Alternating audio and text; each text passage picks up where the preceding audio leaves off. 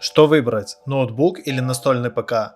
Это важный выбор, который в конечном счете позволит определить, что можно и чего нельзя сделать на вашем новом компьютере. В этом видео преимущества и недостатки обоих вариантов, так что вы сами сможете выбрать наиболее подходящий вариант для вас. При выборе между игровым ноутбуком и настольным ПК необходимо учитывать несколько важных факторов. Хотя игровой ноутбук меньше по размерам и портативен, игровой настольный ПК больше по размерам и обеспечивает больше возможностей для индивидуальной настройки. Оба варианта являются отличным выбором, но имеют свои сильные и слабые стороны. Какой форм-фактор лучше всего подойдет для ваших задач? Давайте рассмотрим отличительные свойства и примеры использования каждого из них. А в конце сравним топовый игровой ноутбук с настольным ПК со схожими параметрами. Смотри это видео до конца, и ты узнаешь, насколько велика разница между такими устройствами. Поехали! Хотя это может показаться нелогичным, но при покупке ПК производительность, возможно, не должна быть определяющим фактором для принятия решения. Считается, что ноутбуки имеют меньшую мощность по сравнению с настольными компьютерами. Это уже не всегда так. Современные игровые ноутбуки могут быть невероятно эффективными и мощными. Хотя настольные компьютеры по-прежнему могут превосходить по мощности в части высокопроизводительных компонентов и тепловых свойств, разница выражена гораздо меньше, чем раньше. Производительность в основном сопоставима, и про нее мы поговорим в конце этого видео.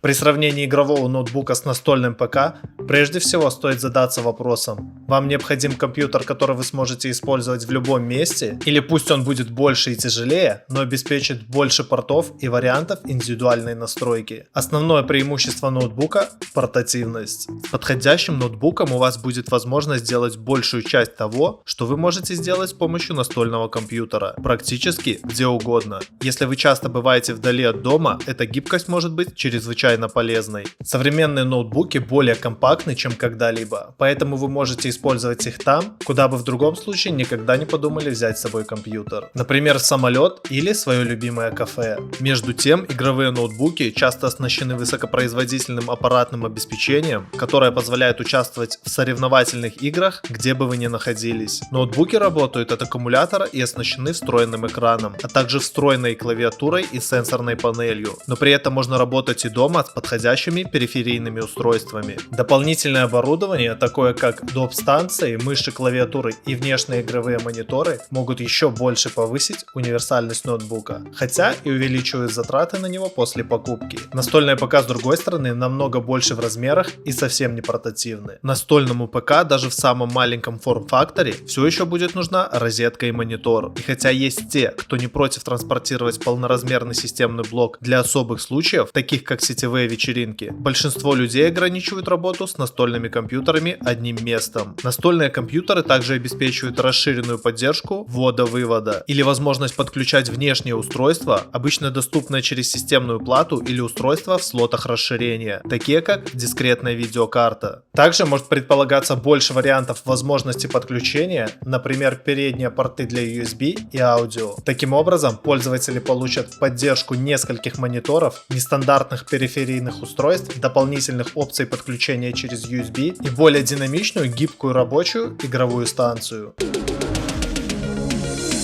Портативность ноутбуков имеет свои недостатки, а именно компактный форм-фактор, который затрудняет модернизацию. На многих ноутбуках процессоры и графические карты припаяны к системной плате, или доступ к ним сильно затруднен. С этой точки зрения настольные ПК имеют преимущество, так как обеспечивают легкий доступ к внутренним компонентам. Из-за компактного дизайна ноутбуков их значительно труднее модернизировать. Некоторые ноутбуки позволяют модернизировать операционную память и подсистему хранения, но модернизация процессора или графики практически никогда не будет целесообразна для обычного пользователя. При покупке ноутбука учтите, что на протяжении всего срока службы машины в основном будут использоваться одни и те же внутренние компоненты. С другой стороны, большинство настольных компьютеров спроектированы так, чтобы их можно было легко модернизировать. Благодаря модульному расположению компоненты могут быть заменены относительно легко, что позволяет обновлять аппаратное обеспечение по мере необходимости. Вместо того, чтобы покупать новый компьютер, когда ваш ПК устареет. Вы сможете постепенно обновлять его по мере необходимости, устанавливая в настольный ПК новейшее аппаратное обеспечение. Даже предварительно собранные компьютеры, как правило, также удобны в модернизации, но всегда стоит уточнить у производителя, не нарушат ли ваши действия гарантийные условия.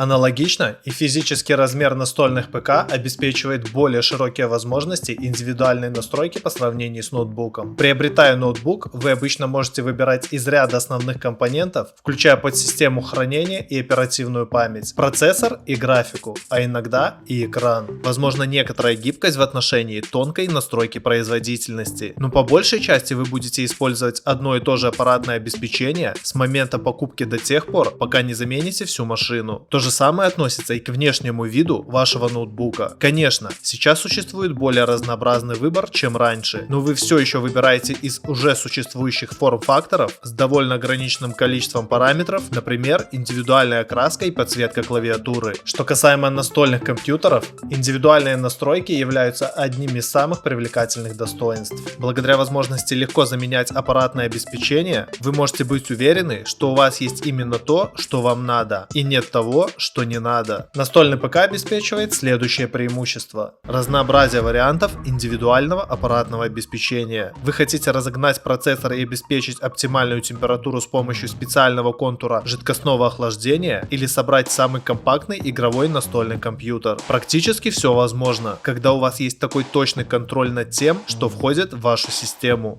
Строго регулируемая производительность. Индивидуально настроенное аппаратное оборудование позволяет вам быть уверенным в том, что ваш ПК работает с максимальной производительностью. Большая доступная площадь настольного компьютера по сравнению с ноутбуком обеспечивает больше места для таких решений, как надежное охлаждение. В настольных компьютерах вы можете установить вентиляторы, кулеры для процессора или сложные заказные контуры охлаждения, которые обеспечивают точно рассчитанную систему охлаждения для конкретных требований вашего аппаратного обеспечения.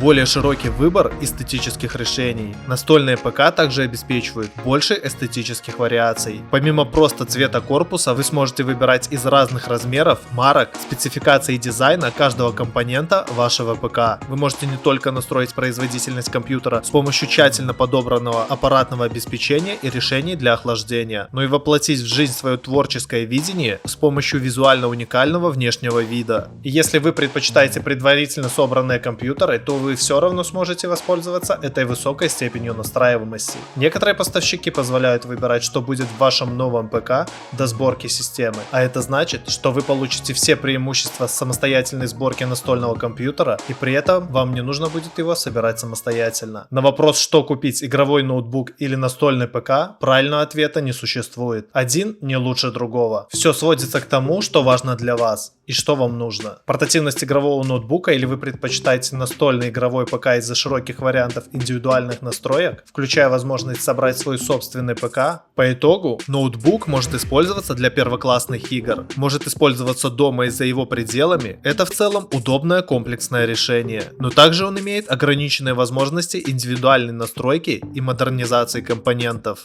Настольный компьютер может использоваться для первоклассных игр, обычно имеет более широкий диапазон и большее количество портов ввода-вывода, а также он модернизируемый и имеет модульный дизайн, но при этом можно испытать неудобства его транспортировки. Сравнивая ноутбук с настольным ПК со схожими параметрами, разница зачастую не особо большая. Как известно, в текущем поколении мобильных видеокарт Radeon и GeForce такие адаптеры не идентичны настольным картам с теми же названиями. В частности, Radeon RX 6800M представляет собой копию Radeon RX 6700 XT, только с меньшим DDP. Сравнив эти два ускорителя в играх и программах, чтобы понять, насколько ноутбук может заменить настольный ПК именно в этих задачах. Для начала напомню, что обе видеокарты основаны на GPU Navi 22 с 2560 потоковыми процессорами, располагают 12 гигабайтами памяти GDDR6, 192 разрядной шиной и 96 мегабайт кэш памяти Infinity Cache. Для Radeon RX 6800M мощность GPU заявлена равной 145 Вт с возможностью повышения посредством ряда технологий, а для RX 6700 XT мощность всей всей карты равна 230 Вт. Само собой, при такой разнице в лимитах мощности, при идентичных характеристиках настольная карта должна быть быстрее. И тесты показывают, что она быстрее. Но разница производительности в играх в итоге невелика. В среднем в разрешении 1440R это лишь 10%, а в некоторых играх всего 2-6%. При этом в некоторых играх мобильная RX 6800M обходит мобильную RTX 3080 и почти всегда быстрее мобильной RTX 3070. А вот с приложениями ситуация намного интереснее. В данном случае мобильную Ryzen 9 5900HX и настольную Ryzen 7 5800X, которые очень схожи по параметрам. Тут в некоторых случаях разница колоссальная и составляет 50-75%, но все же в большинстве приложений она находится в пределах 2-10%. В итоге можно сделать вывод, что в большинстве сценариев мобильный ПК отстает от максимально близкого по конфигурации настольного компьютера